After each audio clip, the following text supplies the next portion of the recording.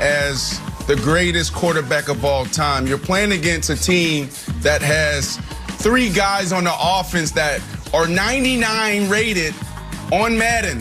You can't go out there and play cautious. That's exactly what this performance was. It was too cautious by Josh Allen, by my guy Brian Daboll. They went out there thinking that they were going to be in it in the 4th quarter and potentially win it. They didn't go out there aggressive. They didn't go out there slinging it around. They didn't go out there pounding the pavement. They just didn't do it. It was too cautious for me, Nick.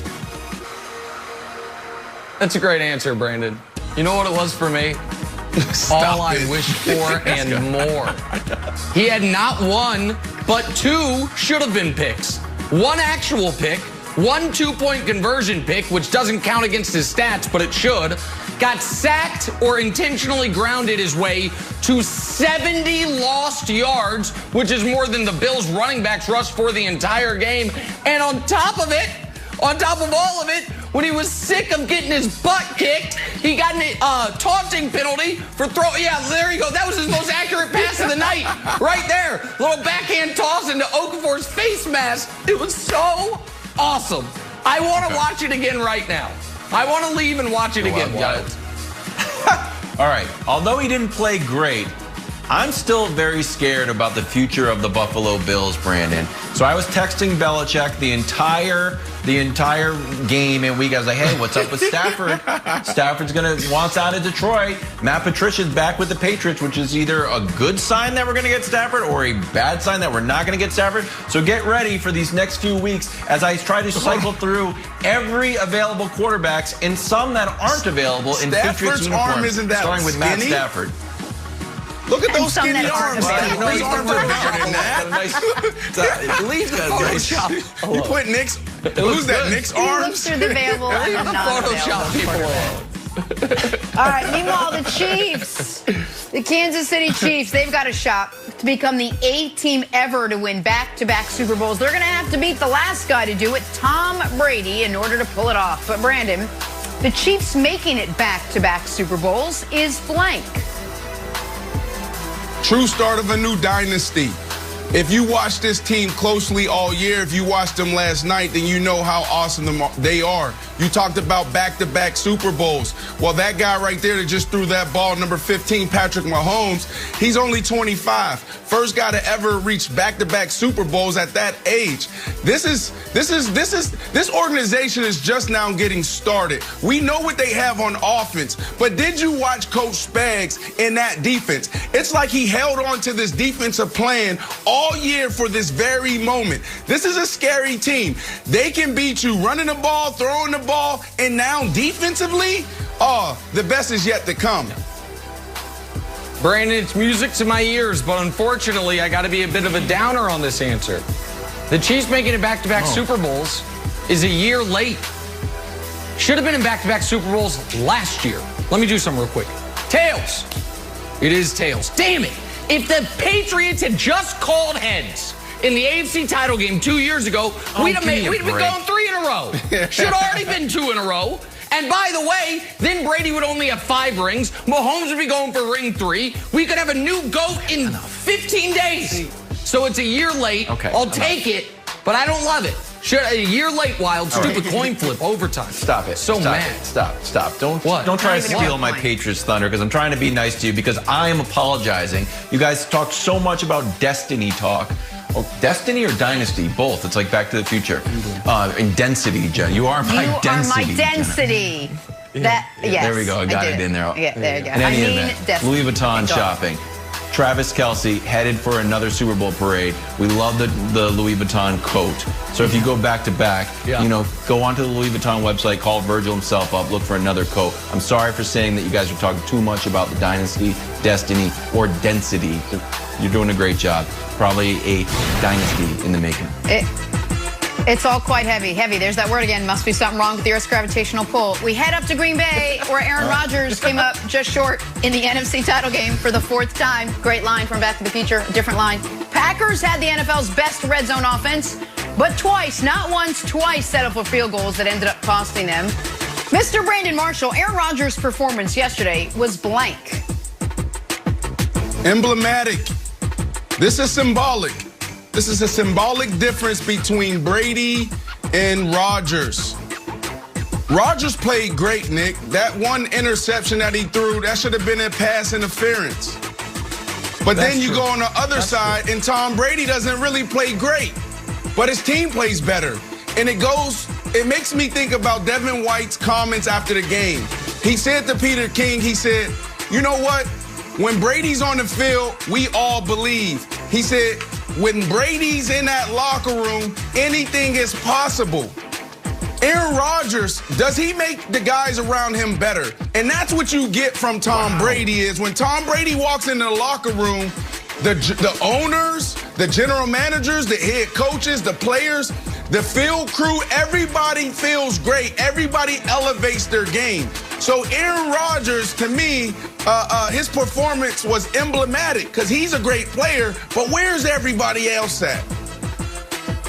Yeah, so that's a great answer. Follow me along this path here for a moment, America. Rushmore saving. And by that I mean the folks who were going to have to carve a new face into the quarterback Mount Rushmore, now they don't have to. Because guess what? Aaron Rodgers, unfortunately, that discussion's over for him. The most talented quarterback ever? Well, that guy actually is now in the Super Bowl, his second, and you've been to one. So Montana, Brady, Manning, Unitas, those four faces been up there for a while. They were getting ready to carve a fifth if Rodgers won this Super Bowl.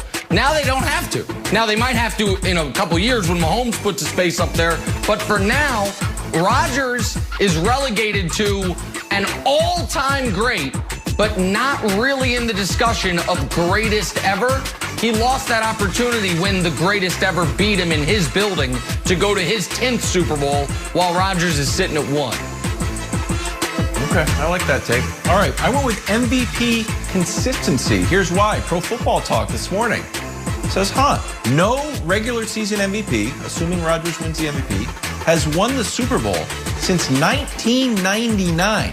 I said, that's a fascinating stat. So I think there's two options here, and we can talk about it, probably after the show since this is a fast segment. Either A, it's just a coincidence, the ball bounces one way for one team, one way for the other team, or is the individual accomplishment and sort of not stat padding, but the statistical sort of weight that you need to become the MVP end up hurting your team, end up relying too much on the MVP so that your team can't win the Super Bowl. Food for thought. More on this in the upcoming weeks. It's quite a tease. It's a long theory. We don't have time for it. Clearly one of the best, if not the best, players to come out of the weekend. But Brendan, your unsung hero this past weekend was blank. Can't say yourself. Yeah, everyone's going to be talking about Tom Brady and all those other guys. And there's going to be producers on other shows looking at this show saying, maybe we should rethink this after watching First Things First. But it's Shaq Barrett and JPP. Like, they were the difference. They had 5 sacks between them, and they're the reason why the Tampa Bay Bucks are going to the Super Bowl. But if you turn on any television show right now, anybody talking sports is going to be like, Tom Brady, Tom Brady, Tom. We know Tom Brady's great. But can we talk about the difference makers in the game last night? Shaq Barrett and JPP, please.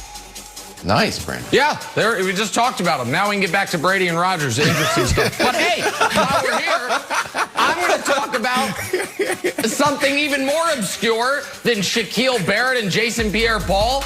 L'Jarius Sneed and the Chiefs secondary. There we go. Hey, MC Cole Beasley, you're still not open. Hey, Stephon Diggs, if only you'd shown as much fight getting open as opposed to just with Chiefs players on the sidelines, maybe your team wouldn't have gotten 38-6 after being up 9-0. The Chiefs secondary, led by not only the Honey Badger, but this spectacular 4th-round rookie out of Louisiana Tech, L'Jarius Sneed, have added an entirely new dynamic to this defense. They were the unsung heroes, making Josh Allen and this Bills passing offense look awful pedestrian. All right, I'm going to go with Tony Dungy. A little bit off the board. Tony Dungy seems to be on the Mount Rushmore of, nice guys. Doesn't really have fire takes. But after this touchdown to Scotty Too Hotty to end the first half, Tony Dungy gets on Twitter Boom! Lets out the fire. If we can put up the votes. Now I got to lean forward because I can't read it because your old buddy Kevin Wild's eyesight's going. Maybe the worst design I've seen with 8 seconds and no timeouts left. Green Bay, I'm not sure how. You play inside technique. There you go. Man-to-man, not just play zone. Protect the sideline, the end zone. Amazing. Fire from Tony Dungy. Not happy with that play call. Greg Williams liked All right, we're going to stay in Green Bay. Yep.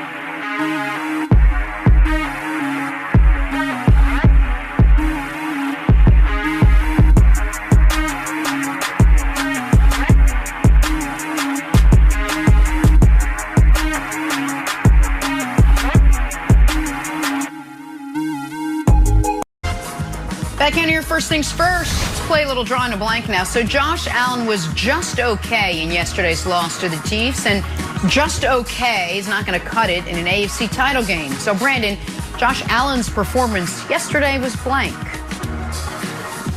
Yeah, you're playing against a quarterback that can potentially go down as